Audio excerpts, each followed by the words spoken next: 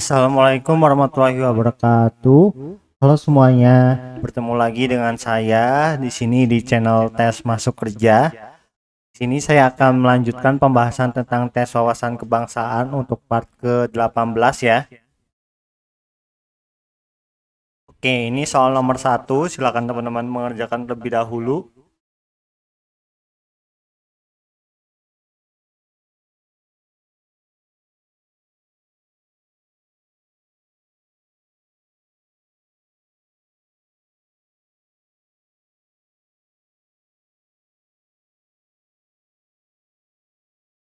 Keberagaman suku, ras, dan antar golongan atau sara merupakan eh, bagian tak terpisahkan dari kehidupan berbangsa dan bernegara di Indonesia. Meskipun masyarakat Indonesia terdiri dari berbagai latar belakang budaya, agama, serta etnis yang berbeda, NKRI tetap menjadi prioritas utama yang dijaga bersama.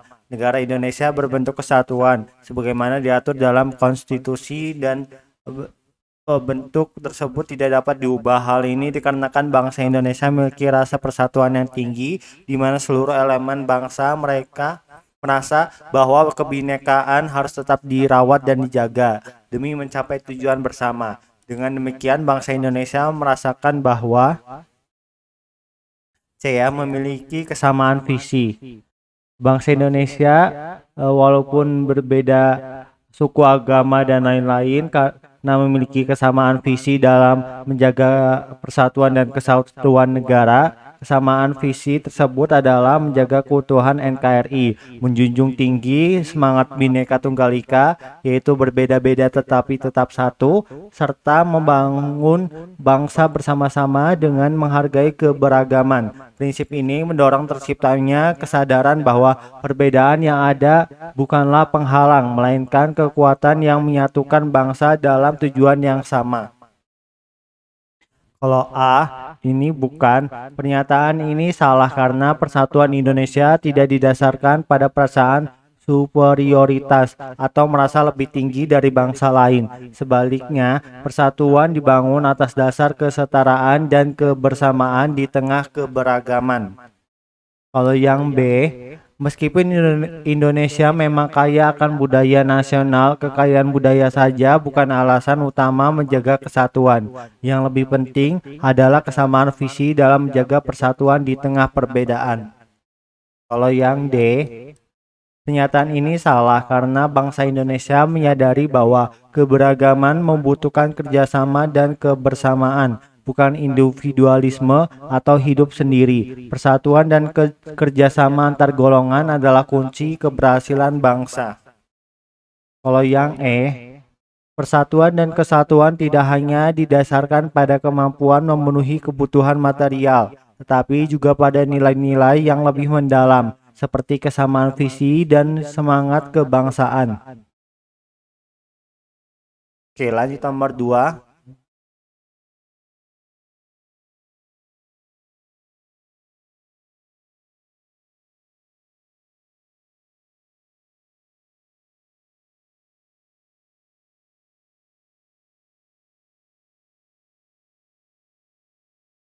Setelah lebih dari 30 tahun kepemimpinan Presiden Soeharto yang dipilih oleh Majelis Permusyawaratan Rakyat atau MPR, perubahan besar terjadi dalam sistem pemilihan presiden di Indonesia pasca amandemen UUD 1945. Pada tahun 2004, untuk pertama kalinya Indonesia menyelenggarakan pemilihan presiden secara langsung oleh rakyat, menggantikan mekanisme pemilihan oleh MPR. Amandemen ini mengubah kewenangan MPR yang sebelumnya memilih presiden dengan memberikan hak kedaulatan penuh kepada rakyat untuk menentukan pemimpin negara melalui pemilu. Hal ini terjadi sebagai bentuk perwujudan prinsip kedaulatan rakyat dalam sistem demokrasi.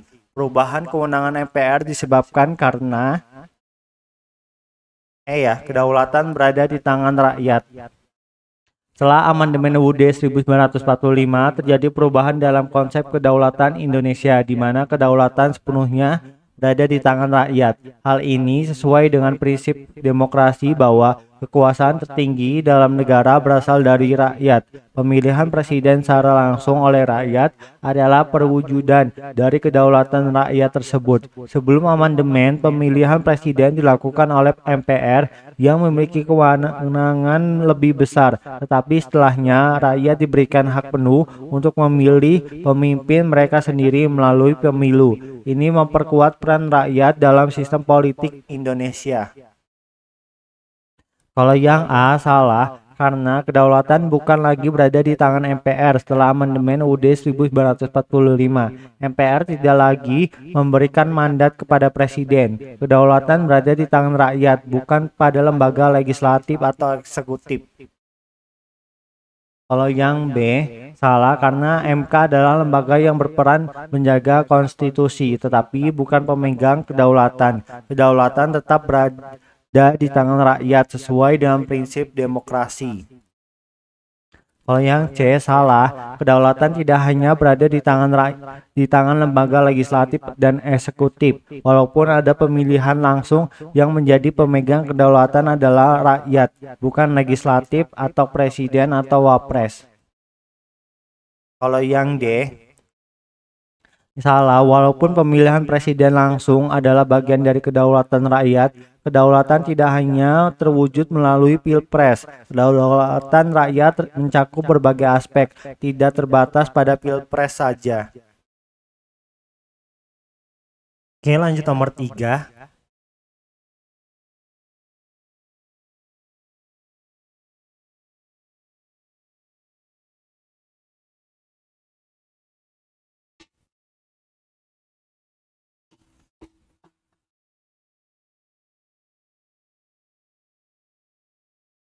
Globalisasi telah membawa dampak yang signifikan terhadap identitas nasional, memengaruhi cara hidup, budaya, dan nilai-nilai yang dianut oleh masyarakat.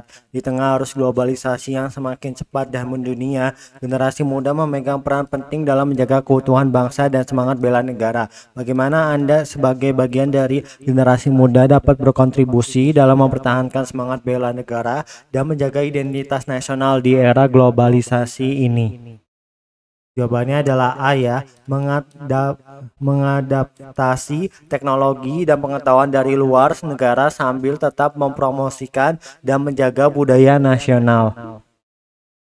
Di era globalisasi, generasi muda perlu bersikap adaptif terhadap perubahan, termasuk dalam hal teknologi dan pengetahuan dari luar negeri. Namun, adaptasi ini harus dilakukan dengan tetap menjaga dan mempromosikan budaya nasional agar identitas bangsa tidak hilang di tengah arus globalisasi.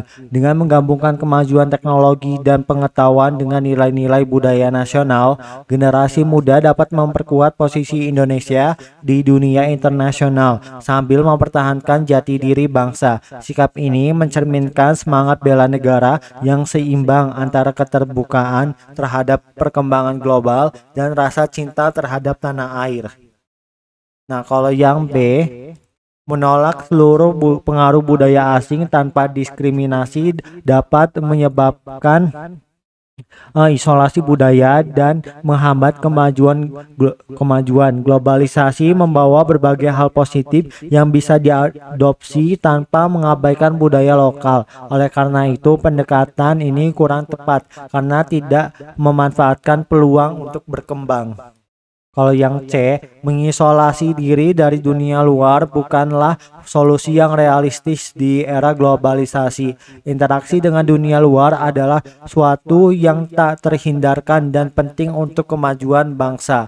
Isolasi malah akan melemahkan daya saing dan perkembangan Indonesia di kancah global. Kalau yang D, bela negara dan penjagaan identitas nasional adalah tanggung jawab setiap warga negara, bukan hanya tugas pemerintah. Generasi muda juga harus aktif berperan serta dalam mempromosikan dan menjaga budaya nasional, bukan sekedar bergantung pada pemerintah. Kalau yang E, mengabaikan isu identitas nasional akan menyebabkan generasi muda kehilangan jati diri sebagai bangsa Indonesia. Meskipun globalisasi tidak dapat dihindari, penting untuk tetap menjaga identitas dan nilai-nilai budaya yang menjadi ciri khas bangsa. Oke, lanjut nomor 4.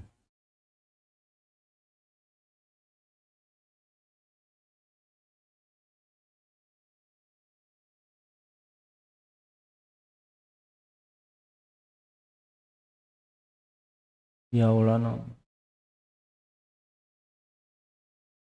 Pasal 28D UUD 1945 memberikan jaminan kepastian hukum, perlindungan, serta perlakuan yang sama bagi seluruh warga negara Indonesia. Hal ini menunjukkan bahwa setiap individu di negara ini memiliki hak untuk mendapatkan keadilan dan perlindungan hukum tanpa adanya diskriminasi, serta memiliki hak atas perlakuan yang adil dalam sistem hukum nasional. Implementasi dari pasal ini bisa tercermin dalam berbagai tindakan yang mendukung kesetaraan dan keadilan, baik di ranah hukum, sosial, maupun politik. Pilihan yang paling tepat untuk menggambarkan bagaimana pasal 28D diterapkan dalam kehidupan sehari-hari adalah C ya, memastikan bahwa setiap warga negara mendapat akses yang sama terhadap pelayanan publik. Pasal 28D Undang-Undang Dasar 1945 menjamin kepastian hukum dan perlindungan yang sama bagi semua warga negara. Ini mencakup akses yang setara terhadap berbagai layanan publik seperti pendidikan, kesehatan, dan layanan administrasi. Akses yang sama ini adalah salah satu bentuk nyata dari perlindungan hukum dan keadilan yang diberikan kepada setiap individu tanpa diskriminasi, mencerminkan prinsip dasar dari pasal tersebut. Kalau yang A, meskipun benar bahwa mengajukan gugatan hukum adalah bagian dari hak warga negara, tindakan ini lebih spesifik pada upaya pembelaan individu terhadap pelanggaran hak. Hal ini tidak menggambarkan perlakuan yang sama untuk semua warga negara seperti yang dimaksudkan dalam pasal 28D. Kalau yang B, ini lebih berkaitan dengan upaya advokasi dan perubahan kebijakan, bukan akses yang sama terhadap layanan publik atau kepastian hukum yang dijamin untuk semua warga negara. Hal ini juga merupakan tindakan yang lebih politis daripada yang ditekankan dalam pasal tersebut.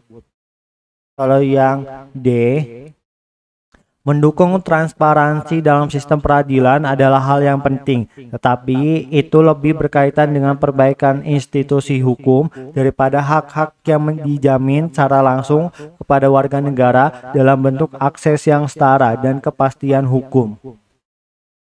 Kalau yang E, reformasi hukum adalah upaya yang penting, namun ini lebih menyeluruh pada perubahan kebijakan yang lebih luas. Fokusnya tidak sepenuhnya pada perlindungan atau akses yang sama terhadap layanan hukum dan publik seperti yang dinyatakan dalam pasal 28D. Oke, lanjut nomor 5.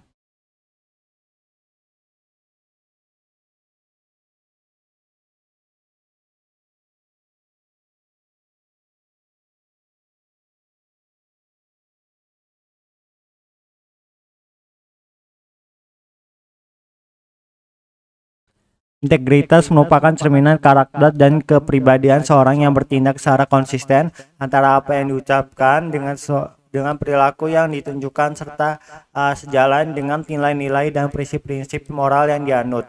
Dalam konteks sebagai ASN, sangat penting bagi kita untuk menanamkan perilaku integritas yang tinggi dalam setiap tindakan dan keputusan yang diambil guna membangun dan menjaga kepercayaan masyarakat terhadap institusi pemerintah.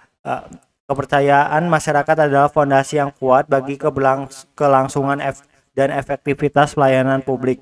Oleh karena itu, penting untuk mengenali perilaku apa saja yang mencerminkan integritas tersebut. Berikut ini adalah beberapa contoh perilaku yang berkaitan dengan integritas, di mana salah satunya bukan termasuk perilaku integritas yang seharusnya dimiliki oleh seorang ASN.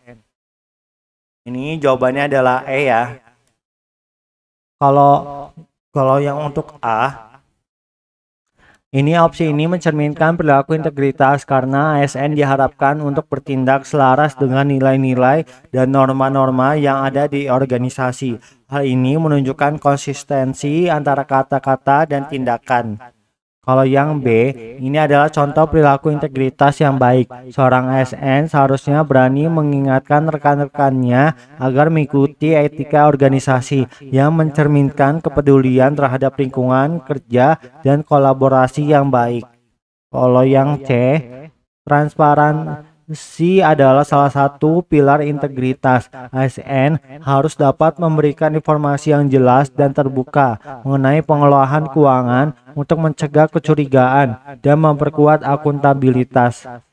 Kalau yang D, tanggung jawab adalah aspek kunci dari integritas. ASN diharapkan untuk melaksanakan tugas mereka dengan baik dan sesuai dengan profesionalisme yang diharapkan.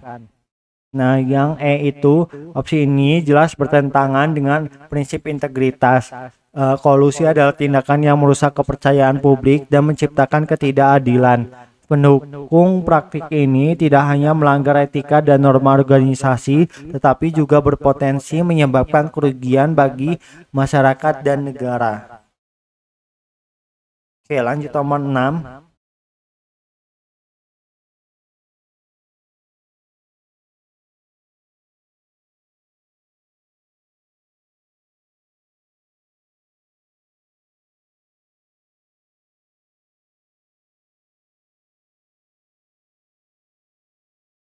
Seorang ASN yang bekerja di lingkungan pemerintahan menemukan bahwa terdapat sejumlah prosedur yang diterapkan di kantornya yang cenderung memperlambat proses pelayanan publik. Dalam situasi ini, penting bagi ASN tersebut untuk mengambil langkah yang tepat guna menjaga dan meningkatkan integritas dalam menjalankan tugasnya. ASN harus mampu berkontribusi secara konstruktif untuk menciptakan pelayanan yang lebih baik dan lebih efisien. Dalam konteks tersebut, apa tindakan yang seharusnya diambil oleh ASN tersebut untuk memastikan bahwa integritas tetap terjaga serta pelayanan publik dapat ditingkatkan.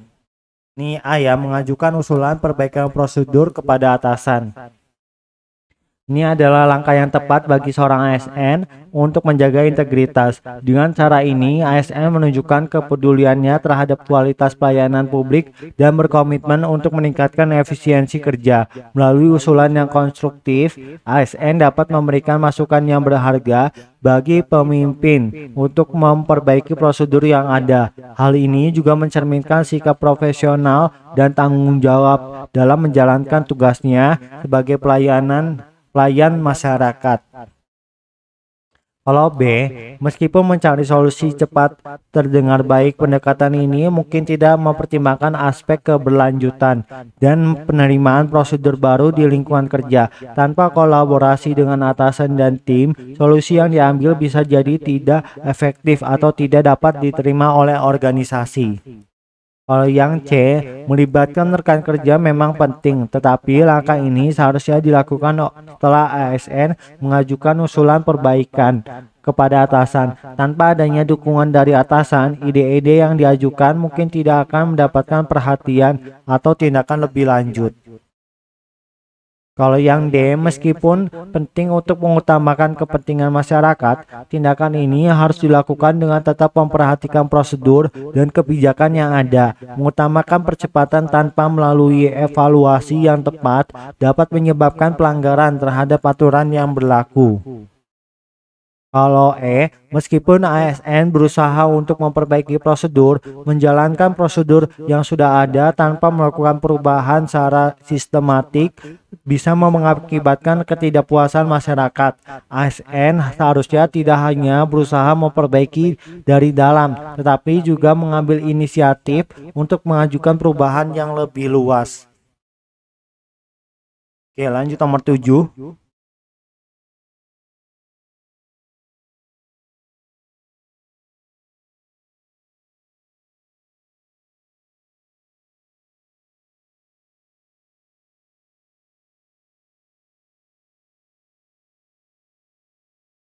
Menteri Perencanaan Pembangunan Nasional atau PPN sekaligus Kepala Bappenas Suharso Monoarfa baru-baru ini mengungkapkan rencana pemerintah untuk menerapkan skema gaji tunggal atau single salary bagi PNS. Dalam kebijakan yang direncanakan ini, tunjangan melekat yang selama ini diberikan baik untuk PNS maupun P3K akan dihapus dan diganti dengan suatu penghasilan yang lebih sederhana dan komprehensif.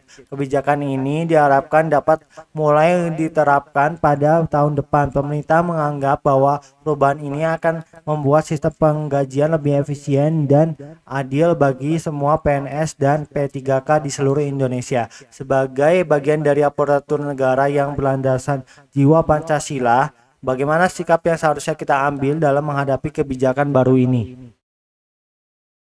Ini yang menyetujui kebijakan yang telah ditetapkan pemerintah dan mematuhinya. Sebagai abdi negara, sikap yang seharusnya diambil adalah menerima dan mendukung kebijakan pemerintah, terutama jika kebijakan tersebut bertujuan untuk memperbaiki dan menyederhanakan sistem penggajian dan kesejahteraan yang lebih baik dan adil. Mematuhi kebijakan yang sudah diterapkan menunjukkan sikap profesional,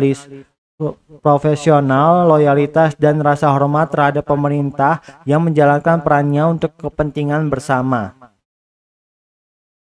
Kalau yang A, ini kurang tepat karena belum tentu kebijakan baru ini melanggar aturan. Justru perubahan ini mungkin dilakukan melalui kajian hukum dan aturan yang berlaku. Menolak secara langsung tanpa memahami konteks lebih lanjut bukanlah sikap yang bijaksana.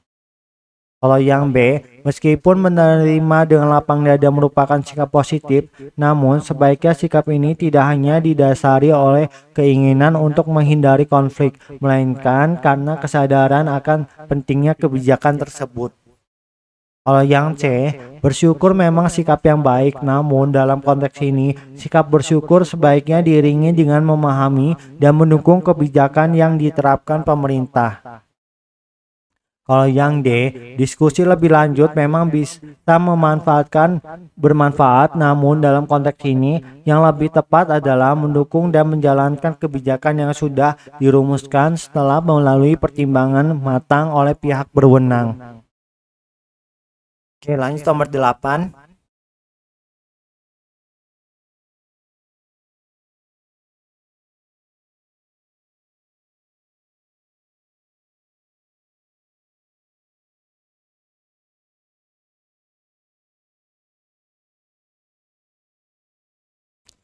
Indonesia sebagai negara yang berdaulat dihadapkan pada berbagai ancaman non-militer yang semakin kompleks seperti terorisme, radikalisme, dan penyalahgunaan narkoba. Ancaman ini tidak hanya berdampak pada keamanan negara, tetapi juga pada kesejahteraan masyarakat dan stabilitas sosial. Oleh karena itu, pendekatan bela negara yang efektif sangat diperlukan untuk mengatasi tantangan ini. Bagaimana pendekatan bela negara yang paling tepat dalam menghadapi ancaman non-militer ini? Jawabannya adalah B, melibatkan seluruh lapisan masyarakat melalui program-program kesadaran dan pendidikan bela negara. Pendekatan bela negara yang efektif dalam menghadapi ancaman non-militer seperti terorisme, radikalisme, dan penyalahgunaan narkoba tidak bisa hanya dilakukan oleh aparat keamanan. Keterlibatan seluruh lapisan masyarakat sangat penting karena ancaman-ancaman ini seringkali berakar pada isu sosial, ekonomi, dan ideologi yang berkembang di masyarakat. Program kesadaran dan pendidikan bela negara dapat memberikan pemahaman tentang ancaman tersebut dan mempersiapkan masyarakat untuk berperan aktif dalam mencegah dan melawannya. Kalau yang A, hanya mengandalkan aparat keamanan tidak cukup karena ancaman non-militer seperti terorisme dan radikalisme seringkali melibatkan faktor sosial dan psikologis yang membutuhkan partisipasi aktif dari masyarakat untuk pencegahan dan deteksi dini. Kalau yang C, ini jelas salah karena ancaman non-militer seperti terorisme dan narkoba merupakan dampak yang serius terhadap stabilitas negara.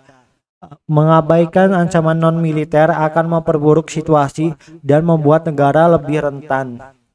Kalau yang D, meskipun kerjasama internasional penting, ini bukan pendekatan yang cukup tanpa melibatkan masyarakat domestik.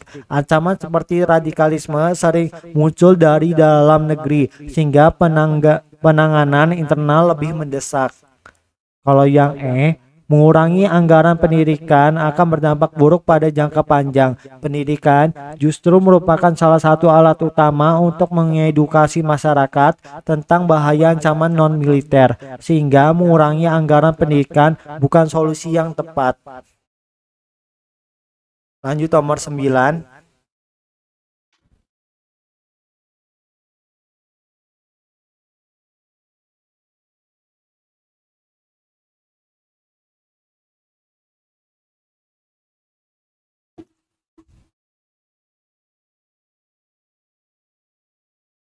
Semangat kebangsaan dan patriotisme merupakan hal yang sangat penting untuk dimiliki oleh setiap warga negara, terutama dalam upaya menjaga persatuan dan kesatuan bangsa.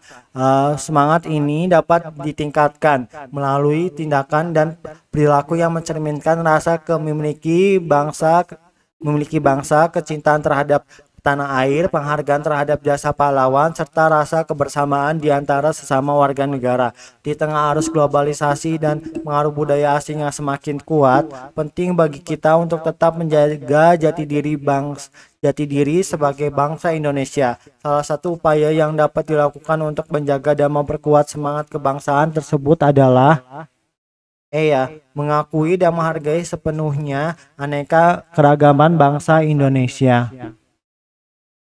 Pilihan ini sesuai dengan semangat kebangsaan dan prinsip Bhinneka Tunggal Ika, yang berarti berbeda-beda tetapi tetap satu. Mengakui dan menghargai keragaman budaya, suku, agama, dan bahasa yang ada di Indonesia menunjukkan bahwa kita mampu bersatu di tengah perbedaan.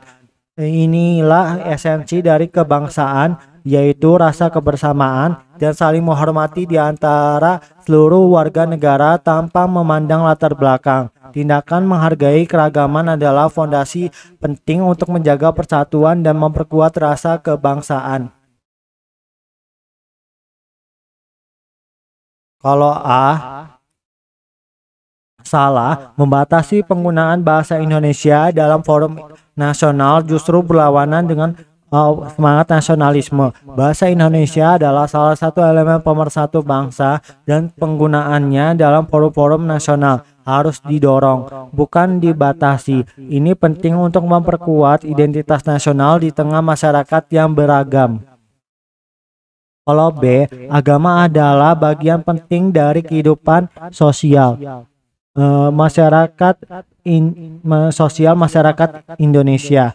Memisahkan kedua aspek ini tidak sesuai dengan prinsip yang dianut di Indonesia, di mana agama dan sosial seringkali saling terkait. Justru menghargai kehidupan beragama adalah salah satu upaya menjaga semangat kebangsaan dan toleransi. Kalau yang C, meskipun menghormati orang yang lebih tua adalah sikap yang baik, membatasi pergaulan dengan orang yang lebih muda tidak mendukung semangat kebangsaan. Persatuan dan kebersamaan harus melibatkan semua lapisan usia, dan membatasi interaksi antara generasi dapat menghambat rasa kebersamaan dan persatuan. Kalau yang D, meskipun melindungi budaya nasional penting, membatasi nilai-nilai budaya asing secara berlebihan dapat menghambat perkembangan dan inovasi yang diperlukan dalam dunia yang semakin global. Yang lebih tepat adalah memilih nilai-nilai positif dari luar yang bisa memperkaya budaya nasional, bukan sepenuhnya menolak budaya asing. Oke, lanjut nomor 10.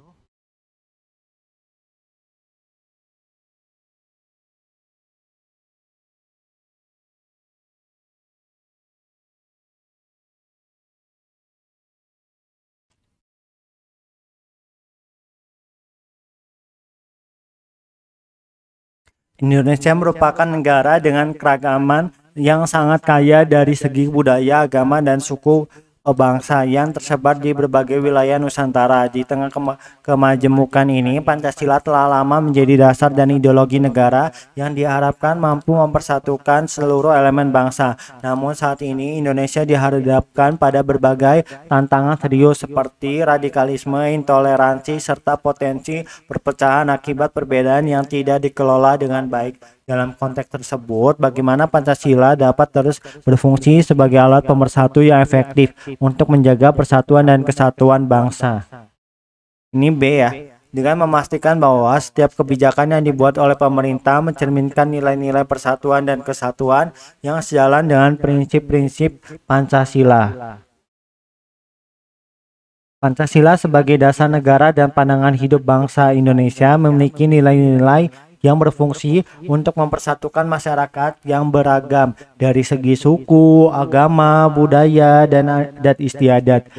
Agar Pancasila dapat efektif menjadi alat pemersatu, setiap kebijakan yang dibuat oleh pemerintah harus mencerminkan semangat persatuan dan kesatuan yang sejalan dengan prinsip-prinsip Pancasila seperti yang dijelaskan pada opsi B, dengan memastikan bahwa kebijakan tersebut berlandaskan Pancasila.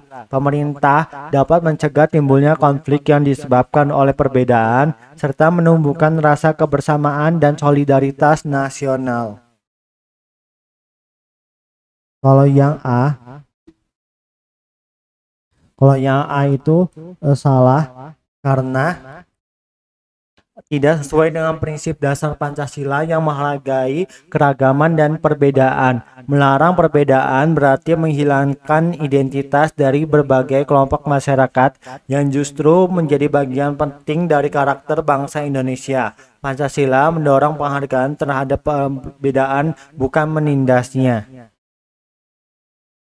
Kalau yang C, opsi ini bertentangan dengan fungsi utama Pancasila sebagai ideologi negara yang harus menjadi landasan setiap kebijakan. Mengabaikan Pancasila justru bisa memicu perpecahan karena tidak ada pedoman bersama yang mengatur kebijakan negara. Keputusan yang diambil untuk kepentingan kelompok tertentu bisa merugikan kelompok lain dan mengancam persatuan. Yang D, pembangunan ekonomi memang penting, tetapi tanpa memperhatikan aspek sosial dan budaya, ketidakseimbangan akan terjadi. Persatuan bangsa tidak hanya dibangun melalui ekonomi, melainkan juga melalui kesadaran akan keberagaman budaya dan sosial. Mengabaikan aspek ini dapat meningkatkan ketegangan antar kelompok masyarakat yang merasa terpinggirkan. Kalau yang E, opsi ini bertentangan dengan semangat Bhinneka Tunggal Ika yang diusung oleh Pancasila, yang justru menghargai keberagaman. Mengutamakan satu agama atau budaya akan menciptakan ketidakadilan dan diskriminasi terhadap kelompok lain yang berpotensi memecah belah persatuan bangsa. Oke, lanjut nomor 11.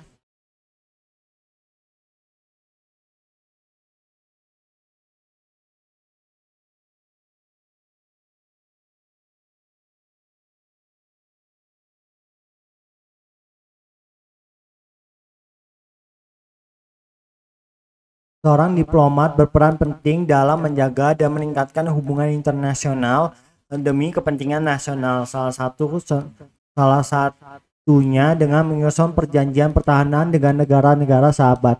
Dalam hal ini, perjanjian tersebut bertujuan untuk memastikan keamanan nasional melalui kerjasama bilateral atau multilateral di bidang pertahanan. Langkah tersebut tidak hanya mencerminkan upaya diplomasi yang kuat, tetapi juga menunjukkan kepedulian terhadap keamanan nasional serta stabilitas regional atau bahkan global. Perjanjian semacam ini biasanya melibatkan diskusi mendalam tentang kepentingan bersama dalam menjaga keamanan dan mengatasi ancaman yang mungkin timbul dari luar. Lalu langkah ini mencerminkan apa? Ini jawabannya adalah E ya. Bela negara yang dilakukan untuk menyusun perjanjian pertahanan untuk memastikan keamanan nasional dan menjaga kedaulatan negara dalam konteks global.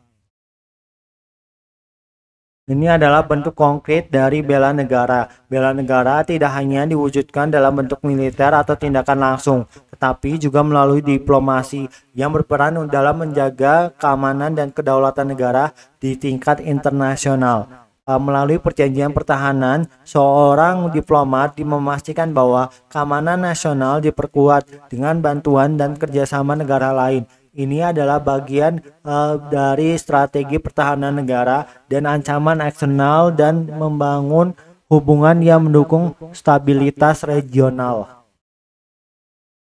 Kalau yang A, Itu salah meskipun menjalin hubungan internasional bisa menjadi bentuk cinta tanah air, perjanjian pertahanan lebih tepat disebut sebagai bagian dari bela negara yang berfokus pada keamanan nasional.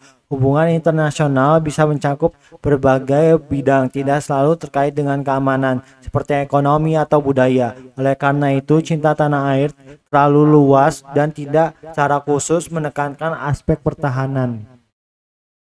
Kalau yang B, nasionalisme lebih merujuk pada rasa bangga dan kesetiaan kepada negara sendiri, tetapi dalam konteks ini yang ditekankan adalah aspek bela negara melalui perjanjian pertahanan. Sementara nasionalisme mencerminkan rasa cinta dan dukungan pada negara. Menyusun perjanjian pertahanan adalah tindakan yang lebih teknis dan spesifik untuk melindungi keamanan negara, bukan sekadar mempromosikan negara di tingkat global. Kalau yang C, opsi ini tidak tepat karena kepedulian sosial biasanya terkait dengan perhatian pada masalah-masalah sosial atau kemanusiaan, bukan pertahanan negara. Menyusun perjanjian pertahanan lebih berfokus pada keamanan negara daripada isu-isu sosial dalam hubungan diplomatik. Diplomat yang bekerja pada perjanjian ini bertujuan untuk melindungi keamanan nasional, bukan semata untuk hubungan sosial atau kemitraan internasional yang lebih umum. Lalu yang D, patriotisme adalah cinta pada negara dan keinginan untuk membela dan memperjuangkan kepentingannya. Namun opsi ini tidak menekankan secara langsung pada tindakan bela negara melalui perjanjian pertahanan. Patriotisme seringkali dikaitkan dengan emosi atau semangat kebangsaan, sedangkan perjanjian pertahanan merupakan tindakan teknis dan diplomatis untuk memperkuat keamanan negara yang lebih sesuai dengan konsep bela negara. Oke, lanjut nomor 12.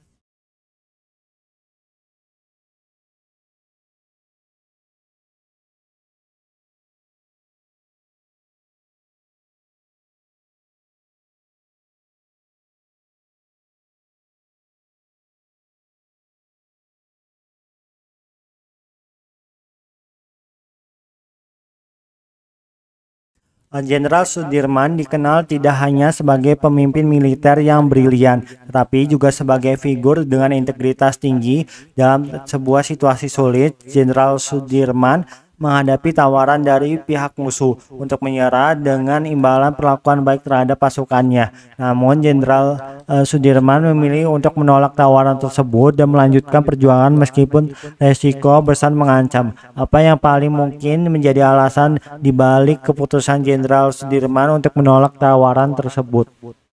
Ini jawabannya adalah D ya. Jenderal Sudirman merasa bahwa menerima tawaran tersebut akan melanggar prinsip-prinsip moral dan etika yang dia pegang. Jenderal Sudirman dikenal sebagai sosok yang memiliki integritas, moralitas, dan prinsip yang kuat.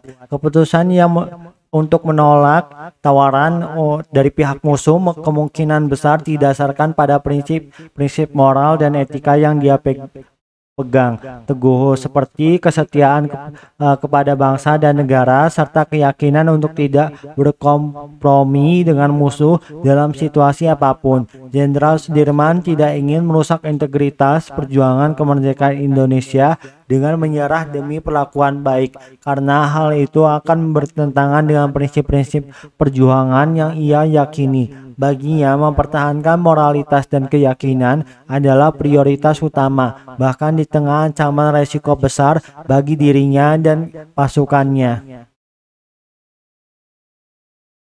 Kalau yang A, opsi ini lebih menekankan pada dua aspek citra atau penilaian dari orang lain. Meskipun menjaga citra sebagai pemimpin yang kuat itu penting, alasan utama Jenderal Sudirman menolak tawaran tersebut lebih berkaitan dengan prinsip moralnya, bukan sekedar untuk menjaga reputasi atau tampil kuat di mata orang lain. Kalau yang B, meskipun tawaran dari musuh bisa jadi tipu daya, alasan Jenderal Sudirman menolak tawaran tersebut lebih mendalam daripada sekedar kecurigaan terhadap niat musuh. Penolakannya didorong oleh prinsip moral bahwa penerima tawaran dari musuh bertentangan dengan keyakinan untuk tidak berkompromi dengan lawan, bukan hanya karena takut dijebak.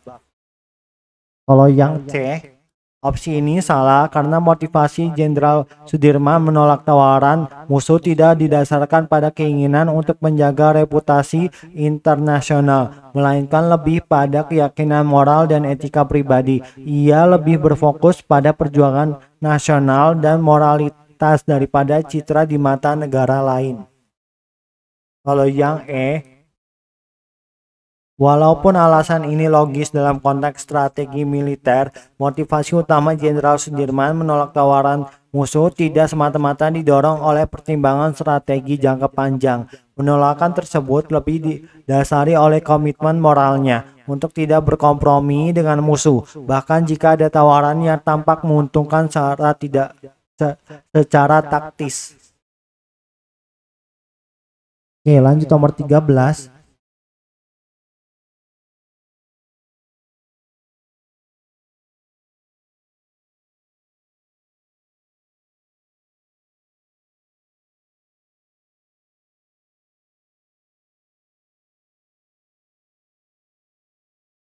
Nasionalisme merupakan semangat yang menyatukan seluruh rakyat tanpa membeda-bedakan latar belakang, suku, agama, ras, maupun golongan. Prinsip nasionalisme ini mencerminkan bahwa seluruh rakyat Indonesia tanpa terkecuali memiliki hak dan kewajiban yang sama dalam membangun dan mempertahankan negara. Konsep nasionalisme ini telah dipegang teguh oleh bangsa Indonesia sejak masa perjuangan kemerdekaan hingga sekarang.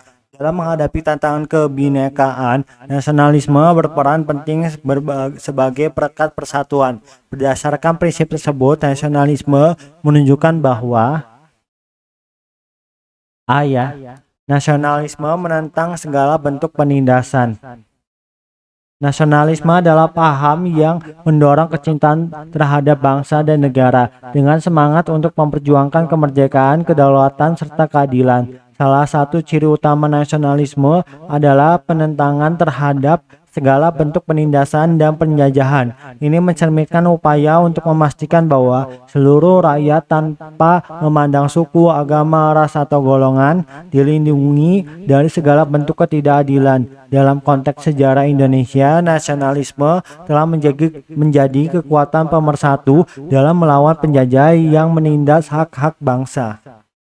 Kalau yang B, itu salah. Nasionalisme justru menghargai keberagaman dan kemajemukan karena negara Indonesia terdiri dari banyak suku, agama, dan ras yang hidup berdampingan. Nasionalisme tidak menolak keberagaman, melainkan menganggapnya sebagai kekuatan untuk persatuan.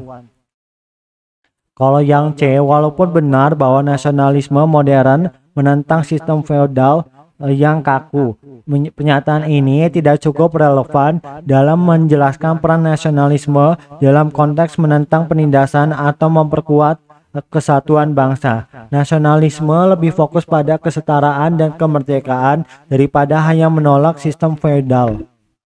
Kalau yang D salah, nasionalisme tidak menekankan perbedaan, tetapi pada kesatuan di tengah keberagaman. Meskipun benar bahwa nasionalisme tidak membesar perbedaan, nasionalisme juga tidak menghapus perbedaan, melainkan merangkulnya dan dalam semangat persatuan.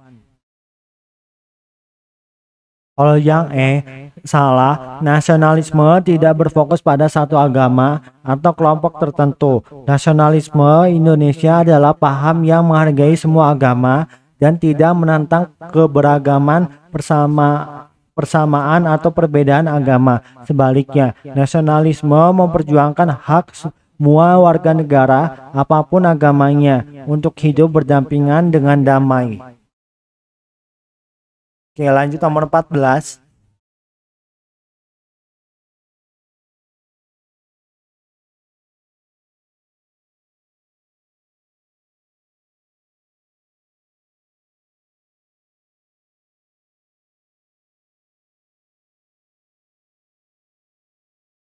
Pemerintah Indonesia telah mewajibkan pengajaran muatan lokal di sekolah sebagai upaya untuk melestarikan budaya dan bahasa daerah. Kebijakan ini disambut oleh seluruh guru dengan inovasi dalam strategi pengajaran bahasa daerah. Guru tersebut merancang metode pengajaran yang khusus ditunjukkan bagi murid-murid dari keluarga pendatang yang tidak familiar dengan bahasa daerah setempat, dengan tujuan agar mereka dapat memahami materi dengan lebih baik dan merasa lebih terintegrasi di lingkungan baru mereka. Hal ini menunjukkan bahwa guru tidak hanya berfokus pada murid mayoritas yang mungkin sudah fasih dengan bahasa daerah, tetapi juga memberikan perhatian kepada murid-murid yang berbeda latar belakang budaya dan bahasa. Apakah bukti adanya hubungan integritas dengan Bhinneka Tunggal Ika dalam ilustrasi tersebut? Ini dia, guru menunjukkan kepeduliannya kepada murid yang berbahasa berbeda.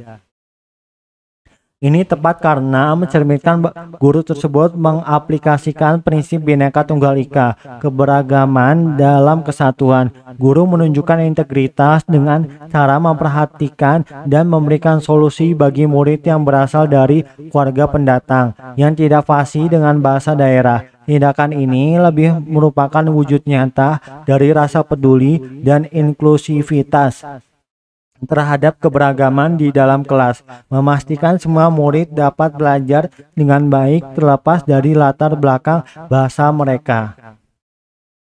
Kalau yang salah, ini memang bisa menjadi salah satu tujuan kebijakan muatan lokal, tetapi jawaban ini tidak secara langsung menunjukkan integritas dari guru yang bersangkutan. Fokus soal adalah pada tindakan guru, bukan pemerintah.